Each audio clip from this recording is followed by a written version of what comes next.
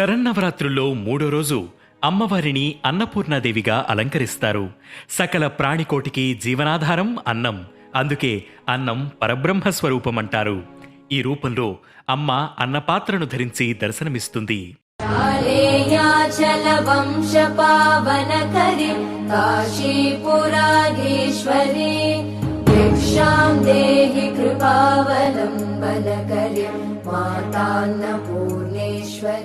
ఆది భిక్షువైన ఈశ్వరునికి భిక్ష పెట్టిన దేవత అన్నపూర్ణాదేవి.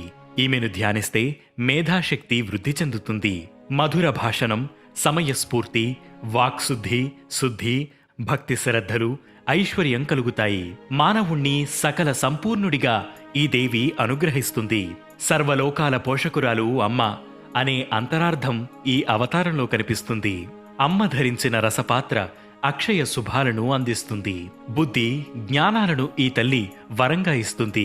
పరిపూర్ణ భక్తితో తనను కొలిచే భక్తుల పోషణాభారం ఈమె వహిస్తుంది. అన్నపూర్ణాదేవిని తెల్లని పుష్పాలతో పూజించాలి. హ్రీం శ్రీం క్లీం ఓం నమో భగవత్యన్నపూర్ణేసిత మహాభిలాషిత మహిదేవ్యన్నం స్వాహ అనే మంత్రాన్ని జపించాలి. అమ్మవారికి నైవేద్యంగా దద్దోజనం, పొంగలి నివేదించాలి. అన్నపూర్ణ అష్టోత్తరం స్తోత్రాలు పారాయణం చేయాలి.